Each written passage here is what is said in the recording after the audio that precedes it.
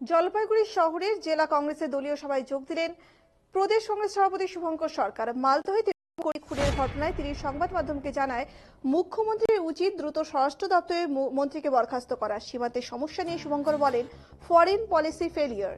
ইন্দিরা গান্ধী যেটা করতে পেরেছেন সেটা নরেন্দ্র মোদী করতে পারেননি। রাজ্যের আইন শৃঙ্খলা নেই, এই কারণে রাজ্যে কেউ বিনিয়োগ করতে চাইছেন না। শিল্পে বিনিয়োগ না হলে পরিযায়ী শ্রমিকের সংখ্যা বাড়বে। প্রধানমন্ত্রী নির্বাচনের বাইরে কোনো কথা বলছেন না। মুখ্যমন্ত্রী উত্তরবঙ্গে নেই, কিছুই ভাবছেন না।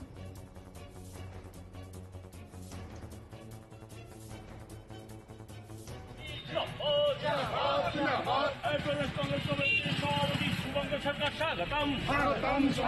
शुभंकर सरकार स्वागतम। আমি শুধু একটাই কথা বলবো, মাননীয় মুখ্যমন্ত্রীকে সিদ্ধান্ত গ্রহণ করতে, যাতে অতি সত্বর তিনি স্বরাষ্ট্র দপ্তরের মন্ত্রীকে বরখাস্ত করেন। বাংলার সমস্ত সংখ্যালঘু সম্প্রদায়ের ভাবা উচিত, সিদ্ধার্থ শঙ্কর রায়ের মন্ত্রিসভায় কংগ্রেস এই হিম্মত দেখাতে পেরেছিল। পুলিশ মন্ত্রী দুজনকে করেছিলেন, মোতাহার হোসেন, ফজলেল হক, এই উত্তরবঙ্গ থেকে একজন।